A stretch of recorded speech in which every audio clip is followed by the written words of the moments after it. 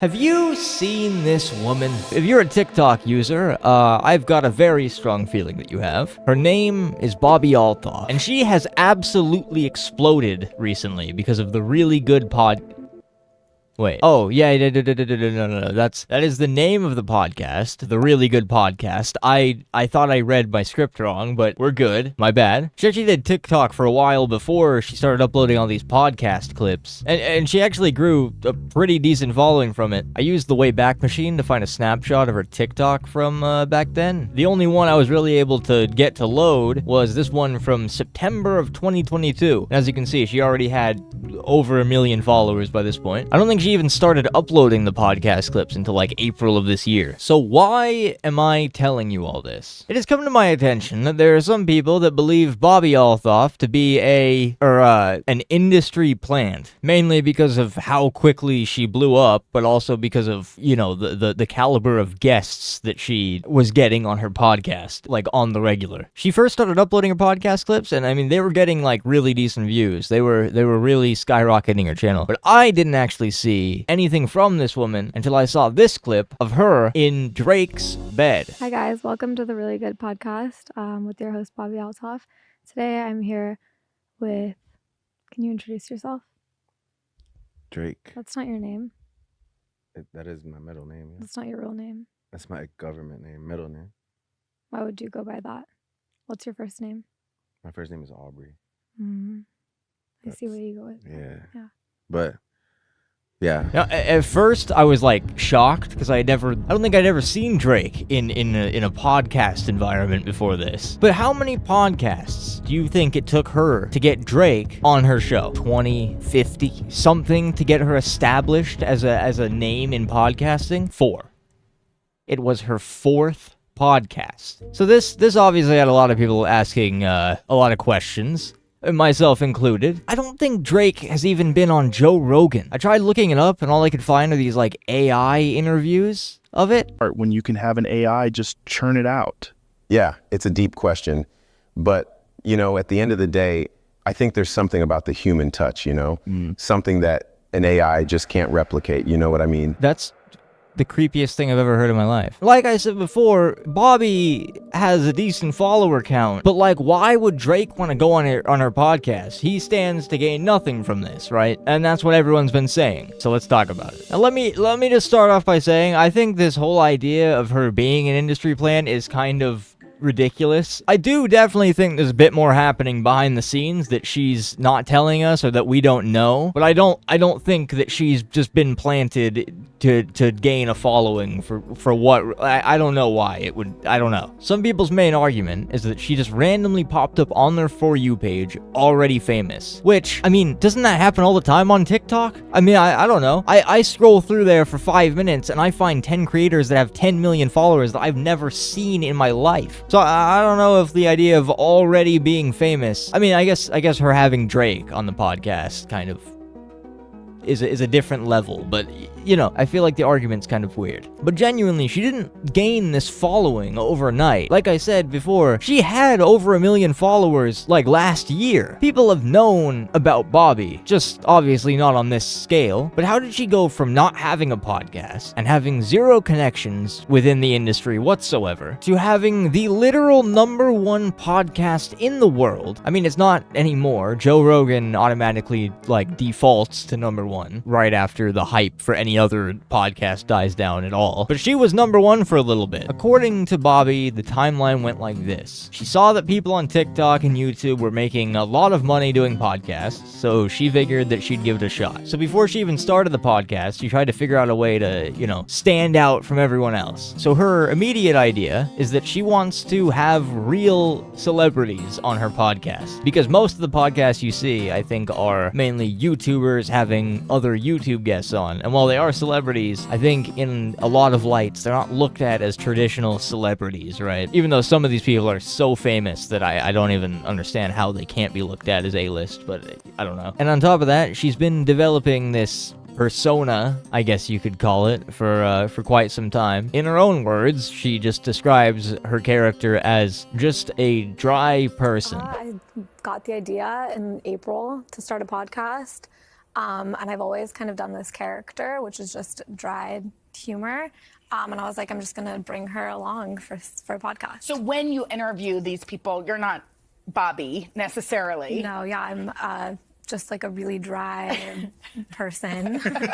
So that's entertaining. It actually is kind of funny sometimes. It's really weird seeing the awkwardness, but it has a weird charm to it. But I mean, this dry personality obviously helped her stand out amongst everyone else. Everyone else always has like a super wacky, screaming and yelling personality, so she's kind of chill, relaxed, and insulting all of her guests, so that's good. So she begins with absolutely no connections, and she posts on all of her social media that if someone can help connect her to any famous person to get on the podcast, she will give them $300 as like a reward of some sort. Flash forward a few days. She gets a message from someone that can connect her with a comedian named Rick Glassman. You played basketball in high school?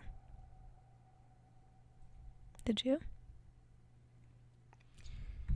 What is this thing? What is this podcast? What are we doing? The podcast explodes. And amongst all the comments that she was getting, she saw one that was suggesting that she should do the next podcast, interviewing another comedian named Funny Marco, I think. Funny Marco. So she went on her Instagram and she made another post and she tagged him and she was like, if you want to make this person $300, come on to my podcast. Those were her exact words. I was like, at Funny Marco, if you want this girl to win $300, come on my podcast. He replied within like a minute and was like, okay. And then, like, within a few minutes, I think he responded and he said he was down, and they made it happen. Continue. Who are you again? Huh? Who are you again? What do you mean? Sound like, who are you? Like, where'd you? Who am I? Yeah. Is that a serious question? This podcast went mega viral for her. Like, it absolutely dwarfed the other one in terms of popularity. Millions and millions of views on this one. After this, she reaches out to Armani White. You know, the guy that made that song that's the big t-shirt Billy...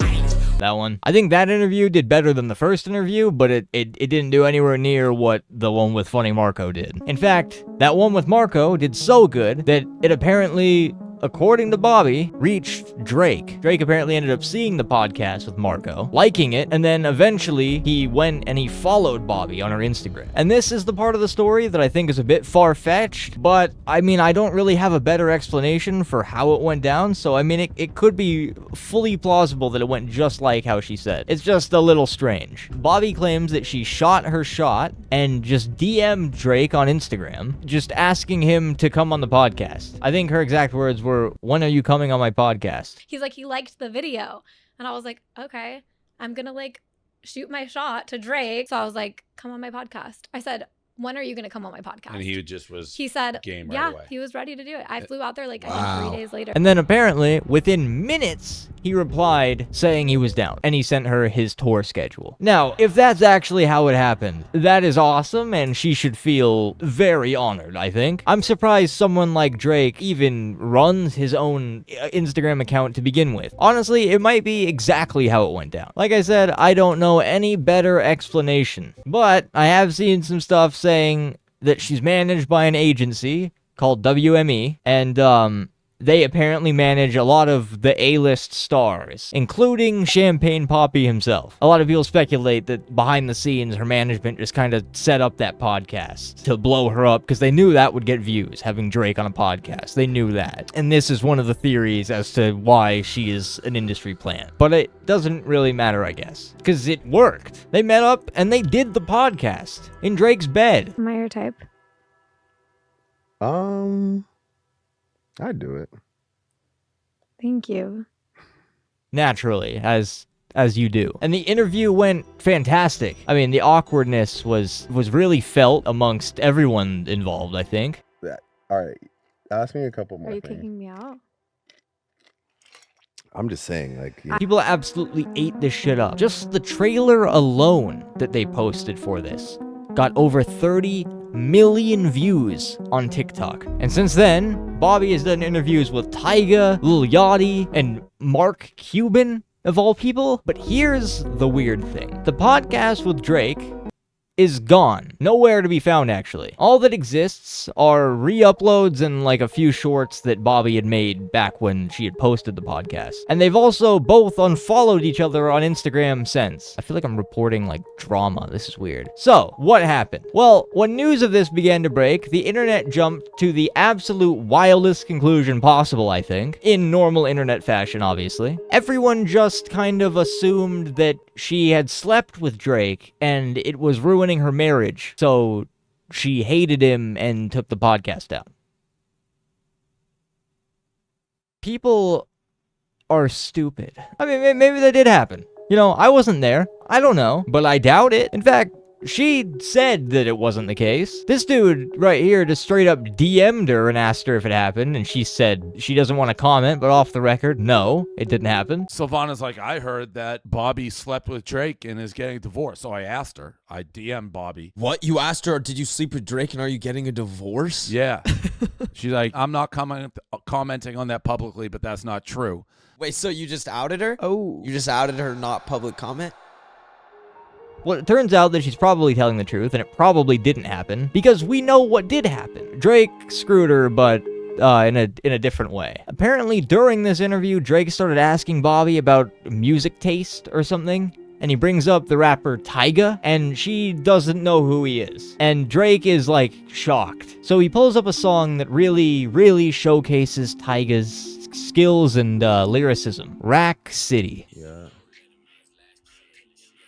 But here's the thing, he continues playing it. So in the final cut while they're talking, Rack City is playing in the background for a little bit. And initially this wasn't a problem, but behind closed doors something must have happened. Like, I don't think we're actually sure on what that is. I've been trying to do some research to figure it out, but I really can't find anything. But as far as I can tell, they had some sort of falling out, because they did unfollow each other on Instagram. That did actually happen. But this falling out, I'm pretty sure resulted in Drake going to UMG personally, or having his team do it or something, and having them issue basically a DMCA strike against Bobbi for playing Rack City in the video. So basically, any money that podcast was generating that she would have gotten is going straight to UMG. So she took the video down entirely. Now, I don't really know why she doesn't just release a cut without that segment in it entirely. I feel like that's the best thing to do here. She could have just trimmed it out in the YouTube studio. So I don't really know why she deleted the entire thing. Maybe it's like a requirement. She's not allowed to delete that segment or something. I have no idea. But yeah, that's what's been going on with Bobbi Althoff. Let me know if you think she's just an industry plant. I mean, I guess anything's possible in 2023.